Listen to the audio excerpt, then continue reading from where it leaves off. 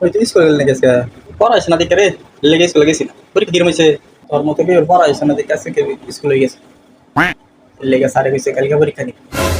मर गया मादर चोद लाला। আব্বা শুরু পাই জ্বালাইতে বাঁচতেছি না এ আমি কোনো রকম করে আন্ডার পাঠাচ্ছি না বুঝলি না তুই হিন্দি নিতে থাকা বুঝলাম তেহাটি ওর বইয়ের মধ্যে থাক তেহা জীবন নিত হ্যাঁ